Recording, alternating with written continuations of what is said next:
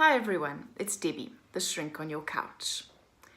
So I have been asked recently about what is appropriate in terms of a romantic partner's level of involvement in a person's personal goals, personal aspirations, basic life journey.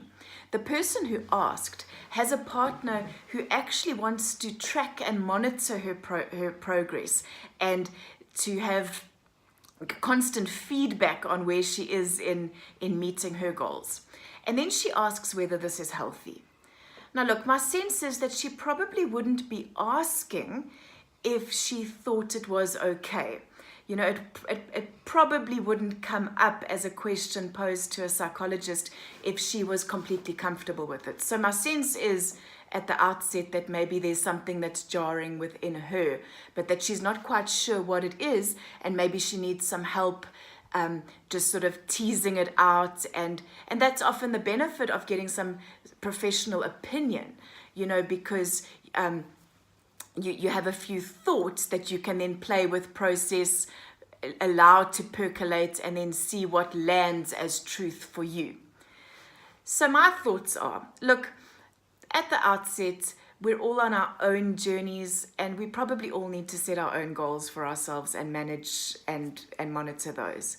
That we can certainly bounce these off our friends and partners and get encouragement and get motivation and get honest feedback, but that we should probably be driving that process in our own lives and up to the points of our own comfort level. So if, for example, I'm quite happy to do a park run on a Saturday, and 5 kilometers once a week feels like an achievement to me, and I want to work on doing that consistently, but I'm in a relationship with somebody who wants me to run a half marathon, but I have no interest in running a half marathon, then I would think that my perspective on this should take preeminence and his or hers less so.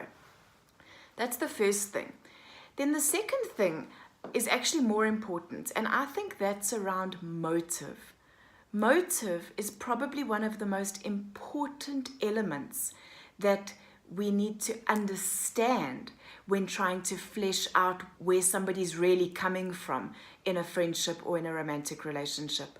So in this instance, we probably have a continuum where on the one hand, we potentially have somebody that's quite controlling and that is quite rigid in their views and a bit inflexible, and that's quite a damaging position. But it can go all the way through to the other side of the spectrum, where maybe that person just genuinely wants their partner's best, and in a really healthy and well-meaning, well-intended way, but that something might be getting a bit lost in translation, that some robust communication on the topic would help, more so than just deciding whether this thing that's happening is good or bad. So I like the author, he's now deceased, M. Scott Peck. He wrote the international renowned bestseller that you may have heard of, The Road Less Traveled. Now, I refer to The Road Less Traveled often in my practice because I think it's actually something of a secular Bible. M. Scott Peck himself was a psychiatrist. He had decades and decades of clinical experience, but he was obviously also a person going through his own life and making his own mistakes. And then The Road Less Traveled fleshes a lot of that out, and he gives some great tips and tools for how to live effectively and well. The reason I'm talking about this is because he defines love not as a feeling, not as a chemical reaction, not as anything other than one person's desire for the other person's best, and one person stepping into a relationship and making the betterment of their partner and the wellness of their partner their primary aim. And that the healthiest relationships exist where both parties are constantly giving thought to their partner. What does he or she need? What would help him or her progress? But again, in a way that promotes liberty and freedom, not in a way that is parenting, We never want to parent our romantic partners. That brings about all sorts of harmful and tricky dynamics that will never probably yield a fantastic, warm, loving, intimate relationship. So in answer to this person, around what my thoughts are on this level of management from his or her, from her partner. Look, it doesn't sound great on the surface. It doesn't sound like the best idea. I would always suggest that we be responsible for our own paths, goals, and wellness.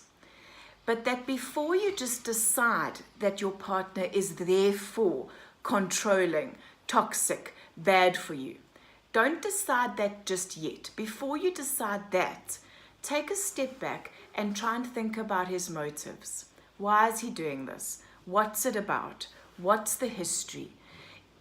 Is there any way that we can give him the benefit of the doubt, but still start communicating more effectively, where you have more agency and a sense of control over your own life? If you cannot find benefit of the doubt, and if it just feels controlling, then maybe you need to start having those conversations with him.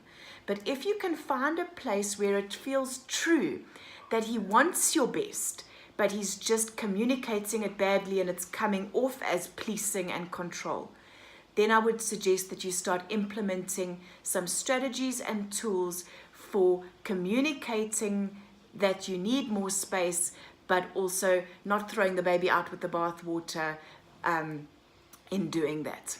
So again, a little bit of a ramble, and I apologize for that, but I hope that this has been useful. Thank you. Bye-bye.